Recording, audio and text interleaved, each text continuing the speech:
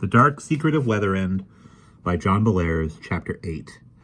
Every muscle in Anthony's body grew tense. He pressed his hands very hard against his face, digging the nails into his skin. Holding his breath, he waited for the horrible pain to begin. In his fevered brain, a thought formed. Please let me just black out. Any minute now, any second now, it would start, and then...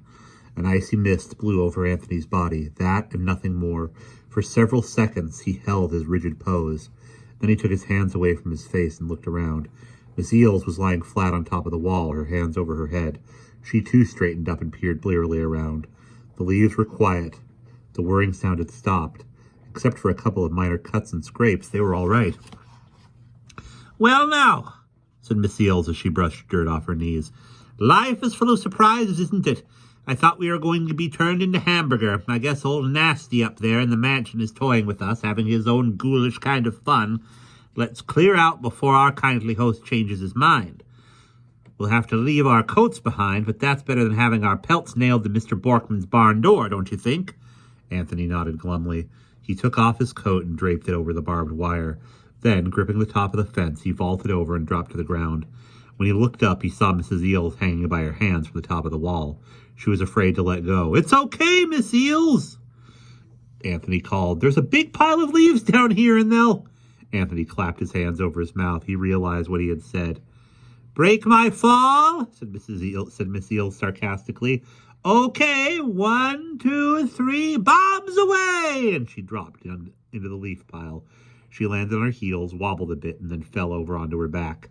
Immediately, she scrambled to her feet and glanced nervously around, as if she expected the leaves to leap up and attack her. But they lay quiet. "Are you okay?" Anthony asked anxiously as he came running up to her. "More or less," she said, sighing. "We'd better start hiking. It's at least 9 miles back to Hoosac, maybe more. I'm glad I wore my sensible shoes." "What about Emerson?" Anthony asked. "There's not a blessed thing we can do about him," said Miss Eels, shaking her head gloomily. Anthony and Miss Eels started walking. It was dark on the road at first, but later the moon rose over the trees and made the going a little easier. Finally they arrived at the Rolling Stone Library, and who should be sitting on the steps that led up to the grassy bank but Emerson Eels? "Em!" Miss Eels whooped joyfully, running toward him. "Em, it's you!" She threw her arms around her brother and gave him a big hug. "Good evening," said Emerson. And he smiled in a dreary, distant way. "Well, we didn't do quite what we set out to, did we?"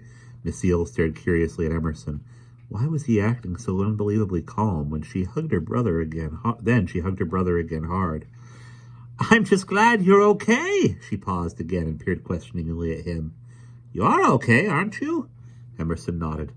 "I think so. I feel a bit dazed, but otherwise I'm all right. In case you're wondering, I've been teleported here. I got out of the truck and was standing up the walk when Mr. Borkman opened the door to the mansion and said, 'Enjoy your trip, Mr. Eels.' Then he raised his hand and zippo! Here I was, sitting on these blasted steps." He sighed and looked vaguely annoyed. "I'm afraid I've underestimated Anders Borkman." What happened to the truck?" asked Anthony. His feet were sore from walking, and he would have liked to ride the rest of the way home. Emerson shrugged. "Seems to have vanished. I've been waiting here for hours, hoping you would show up." Miss Eels told Emerson that they had found holes in the 4 stone slabs. Strangely enough, he did not seem terribly pleased by this. "Much good that information will do us," he snapped, shrugging.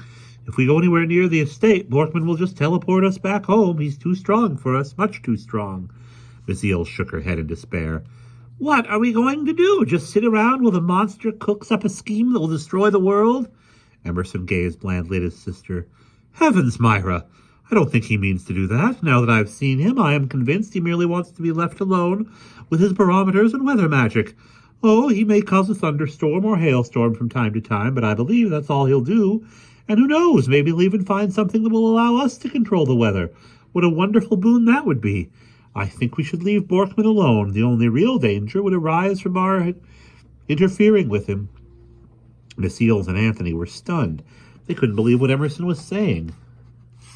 He had led the expedition because he was convinced that Borkman's weather magic was a threat to the entire world, and now he seemed to think that Borkman was just a harmless crank was all very mysterious. Miss Eels folded her arms and looked very hard at her brother for a long time. "Emerson," she said finally, "do you mean you're going to just give up? That's not like you at all. Where did you get the idea that Borkman is merely fooling around with magic? You didn't think that before. What has come over you?" Emerson avoided his sister's gaze. He looked off into space, and in the moonlight his expression seemed strangely peaceful, but also a bit stubborn. "Nothing has come over me," he said calmly. "I've merely changed my mind, that's all." He got up and brushed dirt off the seat of his coveralls. "And now," he said in a cold and businesslike tone, "I think we had better head back to Hoosac. Myra, do you still have a key to this library? If so, I think we should call a taxi. Standing around in the night air is not going to do any of us a great deal of good." Miss Eels and Anthony stared at each other, mystified. With a deep sigh, Miss Eels reached into the pocket of her dress and pulled out a key ring. When they were inside the library, Miss Eels called the Gengenfurther Taxi Company, which was run by Ray Gengenfurther, the son of an old friend of hers. She was sure that young Ray would drive them home without asking too many questions. As they sat waiting for the cab to arrive, Anthony began thinking about what would happen to him when he got home. It was after 8, and it had been dark for a good 3 hours. Convincing his parents that he had been playing touch football all this time would be impossible. And what explanation could he give for losing his good winter coat? Anthony braced himself for the wrath that was to come, and we'll pause there.